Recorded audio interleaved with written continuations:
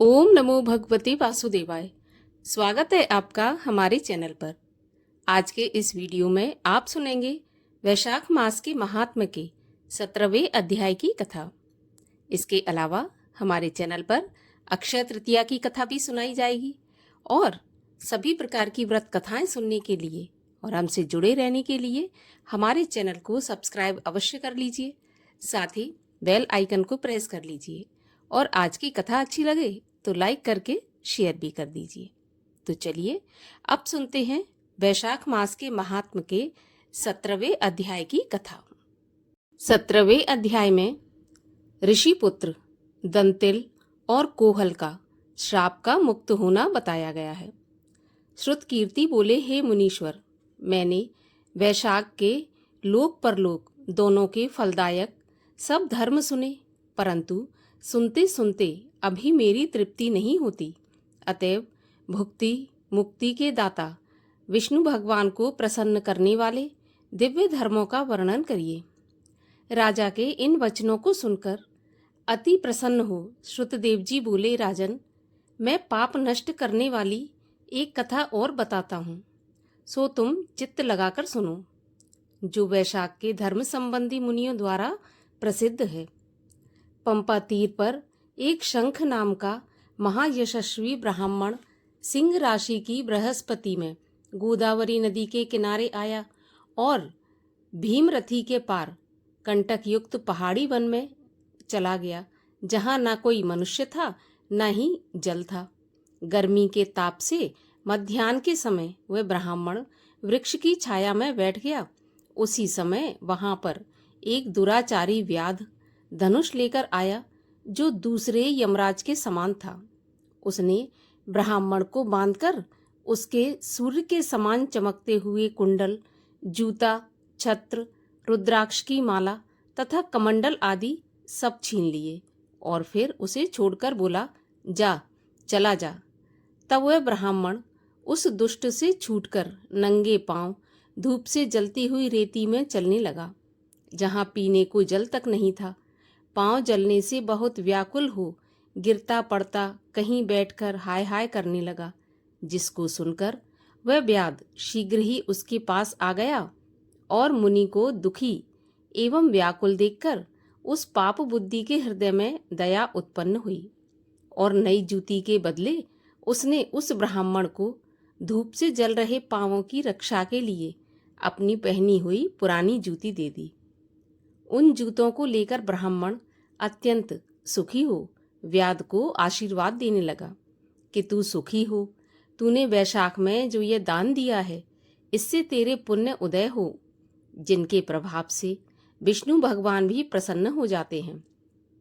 ऐसे वाक्य सुनकर व्याध अत्यंत विस्मित हो ब्राह्मण से बोला, हे महाराज, मैंने आपकी वस्तु ही आपको दी है, भला इसमें मेरा क्या पुण्य है? हे ब्राह्मण, आपने जो वैशाख की प्रशंसा की है, तो वैशाख धर्म क्या है, उसका फल क्या है और ये हरि कौन है, सो आप मुझे बताइए।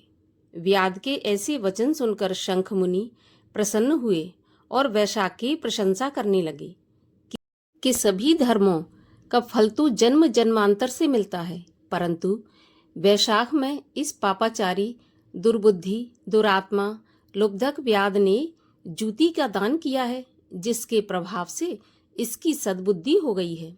संपूर्ण दान, तप, बड़े बड़े यज्ञ करने से तथा गया, गंगा, प्रयाग, पुष्कर, केदारनाथ, कुरुक्षेत्र, प्रभास, गोदावरी, कृष्णा, सेतुबंध, रामेश्वर, कावेरी आदि तीर्थ यात्रा करने से विष्णु भगवान इतने प्रसन्न नहीं होते जितने वैशाख धर्म का निरूपण करने वाली कथा रूपी नदी में स्नान करने से प्रसन्न होते हैं।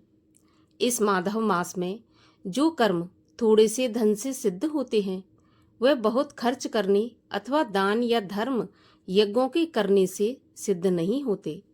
इस मास में ताप नाश करने वाली पादुका तूने मुझे दान में दी है, जिससे भगवान तेरे ऊपर प्रसन्न हो गए हैं।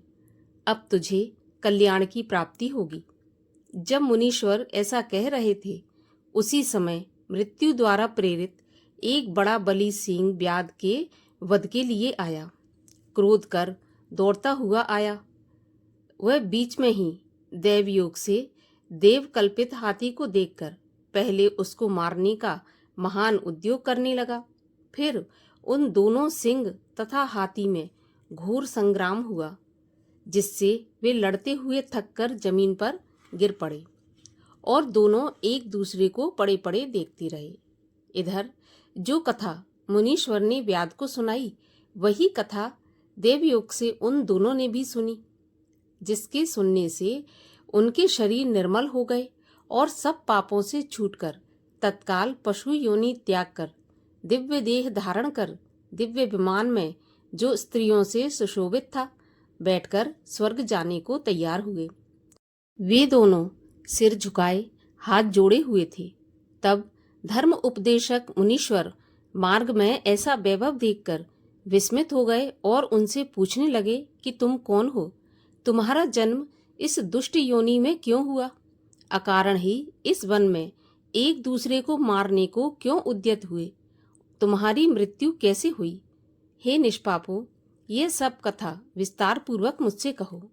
मुनि के ऐसे कहने पर वे कहने लगे, हे मुनीश्वर, श्राप दोष के कारण मतंग मुनि के दंतिल और कोहल नाम के हम 2 पुत्र उत्पन्न हुए। एक दिन हमारे पिता मतंग ब्रह्म ऋषि, जो रूप यौवन संपन्न थे, संपूर्ण विद्या एवं धर्मों के जानने वाले थे, हमसे कहने लगे कि हे पुत्रों, मधुसूदन भगवान के प्रिय मास वैशाख में प्याऊ लगवाओ, हवा करो, मार्ग में शीतल छाया एवं अन्न जल दान करो, प्रातः स्नान एवं भगवान का पूजन करो, जिससे संसार बंधन की निवृत्ति हो। इस प्रकार अनेक भांति से समझाया, परंतु दुर्बुद्धिवश हमारी समझ में कुछ भी नहीं आया और पिता के वाक्य सुनकर मुझ दंतिल को अत्यंत क्रोध आया और कोहल मद उन्मत्त हो गया। तब धर्म की लालसा वाले हमारे पिता ने क्रोधित होकर श्राप दिया कि धर्म से विमुख पुत्र, कटुभाषी स्त्री एवं मूर्ख राजा को शीघ्र ही त्याग देना चाहिए। जो लोभवश संसर्ग करता है, वह 14 मनवंतर पर्यंत नरक भोगता है। हे दंतिल, अपने क्रोध के कारण तू सिंह होगा और मदोन्मत्त कोहल तू हाथी होगा।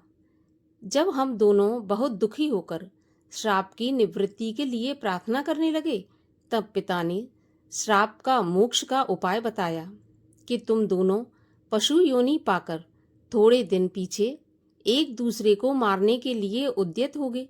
उसी समय व्याध और शंख मुनि का वैशाख धर्म विषय का संवाद देवयोग से तुम्हारे कानों में पड़ जाएगा।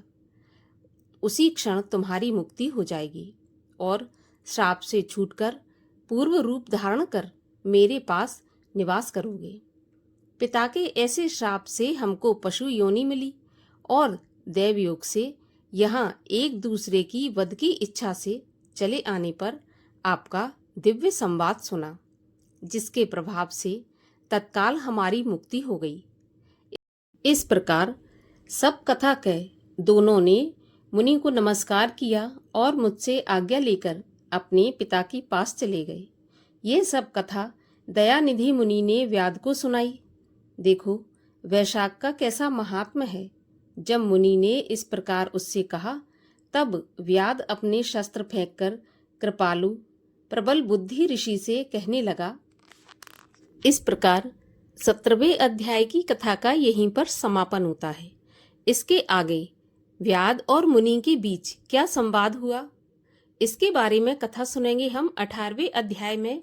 तो आप चैनल को सब्सक्राइब करके रखिए, बेल आइकन पर प्रेस करके रखिए और आज की कथा अच्छी लगे तो लाइक करके शेयर कर दीजिए।